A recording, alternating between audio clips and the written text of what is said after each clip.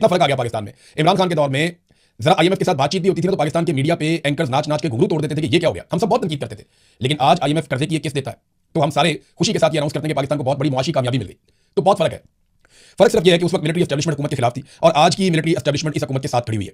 मईशत का जो game changer था SIFC, ये अंसार बासी साहब ने खबर दी है, उसका 16 महीने में अभी तक एक भी इजलास नहीं हुआ। यानी एक तरफ आसिम मुनीर ने कहा था गेम चेंजर है, ये कर देंगे वो कर देंगे, खुद इसके अंदर आकर बैठ गए, जर्नैल इसके अंदर बैठा दिया। मैंने पहले कहा था कि जर्नैल लड़ाई के लिए भर्ती होते हैं, इनके हाथ में बंदूक है, इनका दिमाग कम काम करेगा। जिसके हाथ में भी आप बंदूक दे देंगे, जिसके हाथ में हथियार होगा, उसका दिमाग थोड़ा सा कम काम करेगा। वो इसलिए कि उसे लगेगा ज्यादातर काम तो मैं बंदूक से निकाल लेता हूं, तो मुझे क्या जरूरत है अपने दिमाग का इस्तेमाल करने का। तो फौज का ये काम नहीं होता, उनका काम लड़ाई है। और लड़ाई में भी देखिए फैसले हुकूमत ने करने होते हैं, क्योंकि फौज की इतनी इंटेलिजेंस नहीं होती कि वो इन मामलों को समझे।